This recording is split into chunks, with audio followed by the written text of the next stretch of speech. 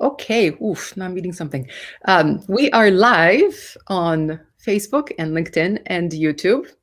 So let's give it 30 seconds for people to realize that we are here and then they will join. Mm-hmm. But hi, everyone who is here or who is watching later. Uh, I'm here as usual, Magda from Coach Area. Sorry that I look a little bit meh today because I'm feeling a bit meh. Stomach bug or something, not COVID, at least. There's a blessing, right? Mm-hmm. Isn't it crazy? Like we're grateful that it's not a thing. And yesterday I was having a chat with a friend who's like, oh, I got my vaccine. Like, did you ever think in your life that we would be all celebrating getting a vaccine? Mm-hmm. Just mind blowing. It is. Yeah. Anyway, hello. I am going to take off and hand over to my business partner, Ram, and Ashok and Suzanne, Mm-hmm. who are going to talk to us about EUM, Mm-hmm. which some of you will know about. And for those of you who don't, please check out our previous video, which we will link to in the notes of this one. But my colleague Neha did an interview with Ashok less than a week ago. So if you want to get the basics of what EUM is and what it stands for and all the theory behind it, please take a look at that video and then come back and watch this one. But today is all about the applications. Mm-hmm. And both Ram and Suzanne have used EUM Mm-hmm. successfully in different settings. So take it away. Ashok, do you want to get us started?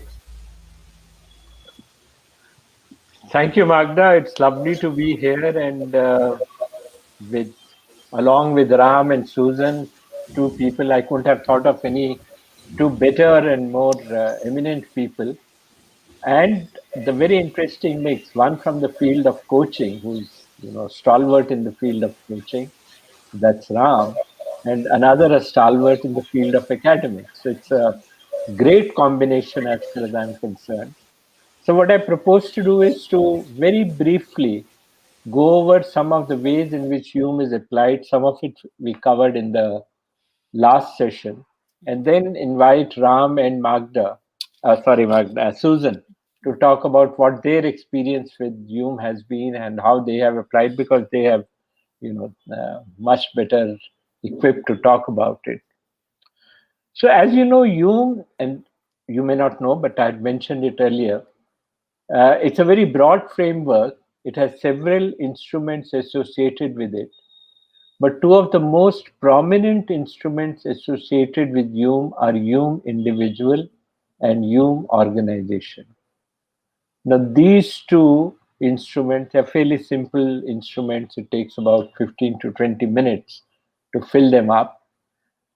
These are used by themselves, they can also be used in conjunction with each other. So, for instance, when Hume individual is used only by itself, there are primarily for coaching and leadership development. There are several reports which are available. One is called the Managerial Orientation Report. Second is called the Leadership Orientation Report. The third is called the Self-Exploration Report. And the fourth is called the Hume Snapshot Report. Now, these are used when Hume individual is used only by itself. However, Hume organization, when it is used, it also gives you an idea of the system in mind which the individual carries. Because one of the basic tenets of Hume is that the individual's engagement is very much determined with the picture that the individual carries in the mind of the system. So when Hume I and Hume O are used in conjunction with each other, you also have, and what we have a different report for that, which is called the self-system report, which to my mind is perhaps the only report available anywhere in the world, which focuses on the pattern of role taking of the individual in the system. how do I take my roles? How do I define my membership? Because this is determined not just by individual's own propensity, but also by the kind of picture that you hold. So the resonances with the person experiences with the system, the dissonances which they experience, the person experiences, and how does the person deal with these resonances and dissonances? This is the crux of the the self and system report. Then UMO can also be used when you are working with an organization. You can use for the entire team and ask them to fill. So then what you get is the shared perspective which the members of, let's say, the top management team of the organization holds about the organization. Where do they think the organization is? How is it different from other organizations? What are some of the things they are happy about? What are some of the things they are not happy about? What are some of the things they wish to change in it?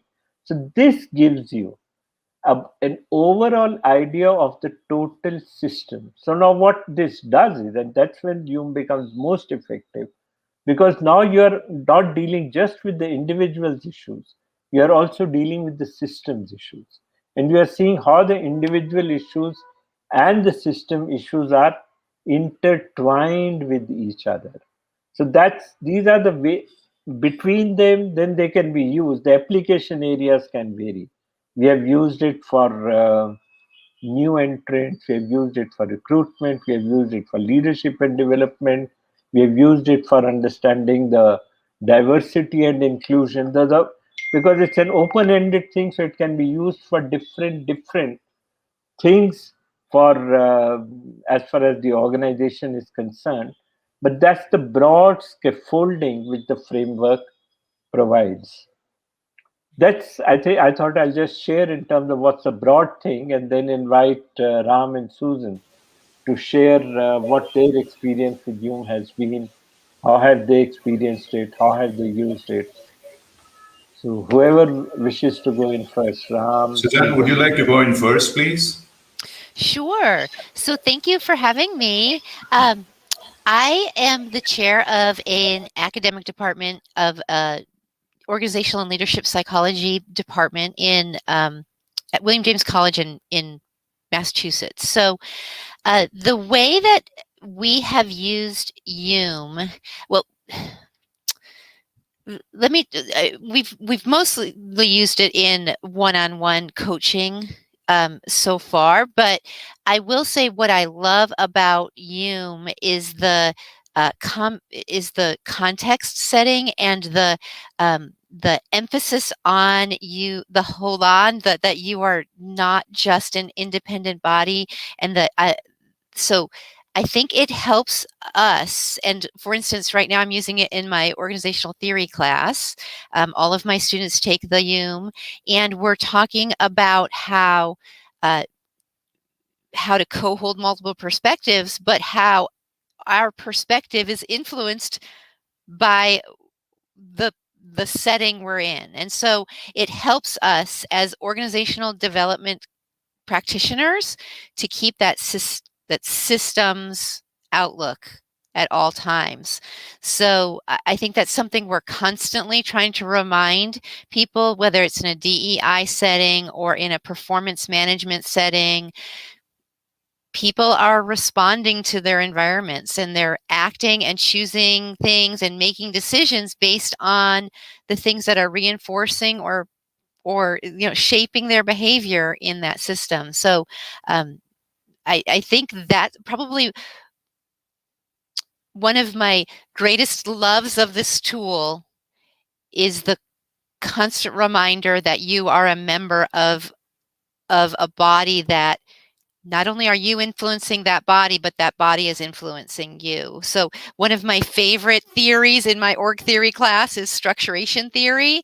And this, to me, the UM to me is like an embodiment of structuration theory, or at least it brings that theory into practice when you're coaching, and it helps you to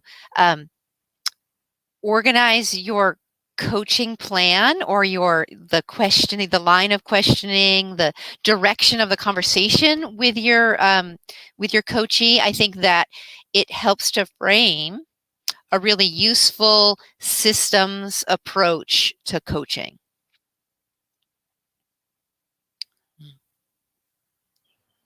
Okay, Suzanne, I'll jump in here. Yeah. Essentially, Suzanne has used it on individual coaching one-to-one, and my own experience with EUM has been trying to use it in a much larger context of systemic work, which includes both individual as well as collective, and especially with alignment to the organization. I've known Ashok for some time, and I'm like probably Suzanne is. I've been certified in EUM probably for the last 3 years or so. One of the things that really attracted me to EUM was that I'm a great fan of Maslow's and anything related to Maslow's. And EUM is based on Graves' theories of levels of awareness and consciousness, which is pretty much built on Maslow's as an extension. And those of you who are familiar with spiral dynamics and so on, it's really about our evolution in terms of the various universes that I think, Suzanne, you alluded to it in some ways in terms of the body and the positions that we occupy. And in some senses, Ashok alluded to it in terms of the role play, what the person is, how that person fits into a particular role in terms of what attributes are required. So it's a lot more than purely, let's say, leadership development tool in a very, very simplistic sense, as compared to the multiple ones that are available there as psychometrics, and they measure on specific parameters. What it provided me was information, and I have used pretty much every single major psychometric. I don't want to specify them by name because then the comparisons will not be very pleasant. So what I found with EUM was that I was able to get a measure of both the individual in terms of how they feel about an organization, how they feel about themselves, how they feel about people around them, and what are the reference bases against which they are measuring all these.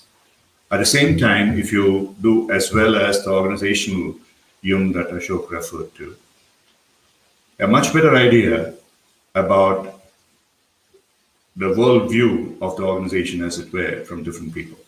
So in one sense, EUM can be used as, in addition to just measuring about the individual, by expanding its capability, a 360 for an individual. With multiple people, we can get the evaluations and therefore be able to provide a larger 360 view.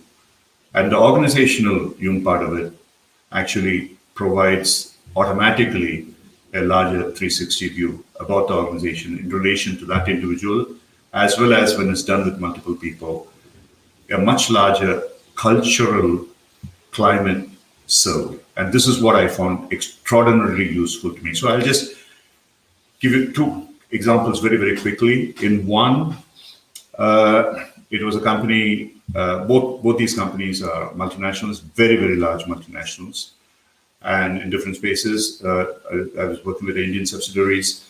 In one of them, they had used an alternative model, which essentially showed that the organization was dysfunctional in some ways in terms of communications and so on and so forth.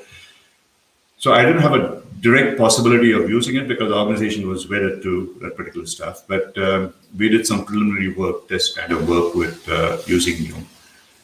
And we were able to get both I, as well as the people in the organization, especially the L&D people, get a much more refined, deeper view about what those factors were and why they were doubling them. Because otherwise, the earlier assessment survey just said, okay, this is where the dysfunction is. The communication is not open, honest, etc. We got the feedback from various people.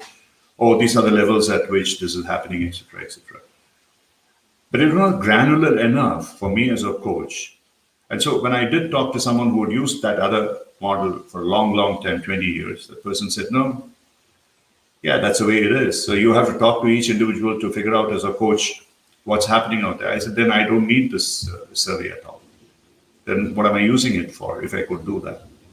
So that's what happens pretty much with many of these kind of surveys, especially when they are used in a larger systemic context. And another one where, fortunately for me, the organization did agree to use EUM, and thankfully I reached out to Ashok with less than a week to spare before I had to start the program, and then he turned it around for me with all the feedback and everything. The organization, of course, very hard. They got the submissions in, and we managed to get about 20, 30 odd people, I don't remember how many, involved in this. And he provided me a report pretty much 2 days before I was supposed to start the first session, which was about a collective teamwork that we do as part of Kochari as what's called the SPEED process, which is really where I start building a group into a team. This was a top, I think, about dozen people who are part of the executive committee. And generally, what I do is always start with a very appreciative approach. And if you go to the Kocharia website and look at the collective coaching approach, SPEED, S-P-E-E-D, there's something I presented at the Global Appreciative Inquiry Conference several years ago. And what I would have done was actually work with each of them, ask them to come up and sort of be the center stage and explain what are the things that you've done really fantastically well, what have helped you to transform, what are the breakthroughs you have obtained, and how can you apply it in this particular context, etc., etc. So build them up in a very appreciative sense. And what Ashok's survey showed, and I had to go back to him and talk to him for a while, was that this organization had a really huge problem with accepting any dysfunctions, and they just sweep everything under the carpet. And they are not the kind of people who would like to sort of contradict another person. Multiple things. I don't want to go into all the details. We don't have time. And Ashok can do it as a case study at some point in time. So I asked him, so would this approach work? He said, no. So why don't you do something about lighting a fire somewhere, preferably under the bottoms? So then I spoke a day before that to the CEO of the company and the CHRO, and I said, look, this is what I'm finding, and I trust this, and therefore I would like to do a different approach, and which therefore meant that the CEO would really actually probably come up and say, hey, these are the things that I notice are wrong, and then I will start exploring into that and deliberately create a situation, maybe conflicting situation, which then obviously I have to control. And I love doing that anyway, so that isn't too much of a problem for me. So that's what we did. So within the first 2 hours, literally there was, I mean, most of them were women, there were a couple of women, but there was a cat fight going on. So each person was contradicting the other and saying, oh, this is why we haven't done it, and so on and so forth. There was nothing about appreciation out there. It was totally the opposite of any appreciation. But managed to get it under control and said, buddies, okay, come on, relax. Now that you have pointed out all this, now let's talk about the things that you all are extraordinary people and you have done wonderfully well. So let's talk a little bit about it, and then let's see what are the things that you think that you need to achieve to make sure that, so this is your current reality that you are saying and which you haven't spoken about. And some of them said, oh, we never wanted to point it out all this while because, yeah, everybody was living in a fool's paradise and some that kind of stuff. And believe you me, that night we went on till about probably 11 o'clock or something. And so there was a number of things, at least about finally we filtered it down to about 6 or 7 things which they needed to tackle, for which they had to take decisions. And the next day I attended one of the sort of board meetings, committee meetings, which was, I just told them that, look, this is not the way that things can be done. And then we sat down and worked out an action plan. Worked with them for several months and amazing results, to be honest. Many of them came back without my soliciting any kind of this thing, saying this is the best thing that has happened to us. Our ability to open up and talk to each person honestly and getting service level contracts and stuff like that has been extraordinarily transformative for us, and they did extremely well in some global presentations and things like that. But all I want to point out is that this wouldn't have happened had I not first got the EUM's kind of result, which was able to granularly be able to tell me. And honestly, I wasn't good enough. I wouldn't have been able to interpret that, even though I have been certified. So I had to turn to Ashok, but what is he there for? So if he's the boss of the EUM, so I better use him. So that's what I did, and which is what I hope to do in future as well. So I'll stop here. The point is, yes, of course, at the individual level, it works phenomenally. It is able to suss out many of these things as well, and 360, all that can be done. But if you are doing systemic work, teamwork, and trying to organizationally align, please, I mean, this is, to me, is the tool to go to, the technique to go to. This is my experience, and I'm willing to put my money on it anytime. So we actually are running programs on systemic coaching, and now as a integration of that, we requested Ashok that will you please run some programs for our coaches so that they can be trained in EUM as well. So I'll stop here. I've taken far too much time, but yeah. But Ashok hasn't expanded. I've always been telling him, don't call EUM the full name. It's too difficult. So that's why because Ashok, I'm still confused. Existential Universal Mapping, is that what it is? Or something else? I have no idea. Because I can't match your vocabulary in all these fantastic words.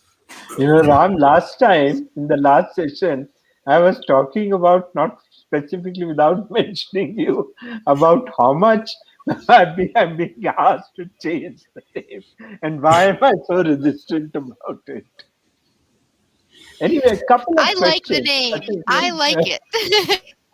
You mean the full name or the EUM? No, I think it's flexible to have both. It's a good thing. I like the word map as opposed to assessment. That's all. Okay, couple of questions. I know we are running out of time, but one thing, Susan, I know you have not used UO for any organization as a consultant, but for your own organization, you did UMO. So I'd like you to share in terms of how it helped you to understand your system a little better. That's one. And Ram, I'd like you, I know you have been a torchbearer for systemic coaching, and you have been very, strongly talking about the need for it. So I'd like you to say a little bit about why you think systemic coaching is so important. Sure. After you, Suzanne. Yeah. Sure. So for me, the UMO helped me to see some of the stronger influences in the system and how people were reacting to those. And so just naming something sometimes can help you deal with it a little bit better.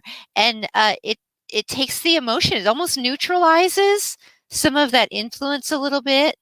So it gives you almost a coping strategy to deal with where there are stresses and strains. So like immediately, that's like if there was one takeaway that happened that day when we were debriefing the UMO for organization, is that understanding of just what a lightning rod certain aspects of the system are, and how each of us in that system respond a little bit differently, and how our roles are related to some of those greater stressors. So it mapped out that's why I think I appreciate the word map. It's literally like a picture. I appreciated the picture-esque vision of the organization. So it wasn't like a definition or a description. It was a picture. And that made a lot of difference, because I really think it's not that person or me or the other person that the other people that were in the organization. It's the in between us that's it's the intangible. It's the relationship between me and what I bring to this space and my role. So it's that in relationship to what's going on in the system. So there's a comment, like there's multiple pieces that are hard to keep in your mind, except for this, like I say, map. It's almost like it's a picture. And so I think that it just helped with the complexity and helped to name, see, like literally see what was going on in the system, and specifically those invisible parts of the system. So it brought those invisible parts to salience. So I would say that's how I would describe my experience using EUM-O personally. I will say right now we have a group that's struggling, and I think there are a couple of loud voices, and I'm not sure those loud voices really represent everything that's going on. And so I would love to use EUM-O in that kind of a setting as well. I think that would be very telling. So yeah, I'll stop there because I know we're short on time. Sorry. Thank you, Susan. I think that's very insightful. Okay. Okay. So yeah, I'm aware of the fact that we have just a couple of minutes left. Let me put it this way, very, very bluntly, to anybody who's a coach. If anyone thinks that individual coaching is going to help an organization change, they are completely mistaken. It's a fool's paradise they are living in. At best, an individual coaching can change the individual, and how much it can take and change an organization has never been measured. All these ROI measurements that they talk about in terms of how an organization can change based on individuals listening are just totally indirect, hypothetical measurements. None of them can be proven. So if you truly want to integrate coaching into how an organization can be helped in an OD purpose way, organizational development way, which is what every single HR, L&D, CFO, CHO, all these people, that's why I think always the person best to go and talk to about coaching should be the CFO, because he is bothered about the money being spent, not the L&D or the HR people. And I can explain to them that this is the only way, by doing systemic coaching, that you would be able to measure exactly what you want. And you can set clear goals as to what the organization wants. And you can align the individuals that goal through system work, teamwork, also individual work as part of it. And that is the only way an organization can benefit. I'm willing to bet my bottom dollar on that without any questions. And the only tool that I would recommend for systemic work is EUM. So I can wax eloquent on it for the next 1 hour, but you can go to the Kocharia site and be able to see that. That's the answer to your question, Ashok. And I think we are pretty much on time. Yeah, thank you, Ron. Thank you so much. Yeah. And I'm so grateful, to have people like you and Susan as, and the support of you people in terms of, and your belief in EUM and the way you have contributed to it. Thanks a ton. Over to you, Magda. I see you are back. Yes, I am back just to say thank you. And this is super interesting. If you want to learn more, you know where to go. On your screen, you'll see the registration page for the upcoming training program in EUM with Ashok and his team. But you can always check out kocharia.com/events for all of our webinars and things. So we'll wrap up here today. Thanks everyone for watching live or later. And I'll be back next time looking slightly less puffy and tired and hopefully not sick. So see you here, everyone, every Tuesday and Thursday. Thank you for joining in spite of not being well. Thanks a ton. Bye. Take care. Take care, Suzanne. Bye-bye, Susan. Bye-bye. Thank you, everyone. Bye.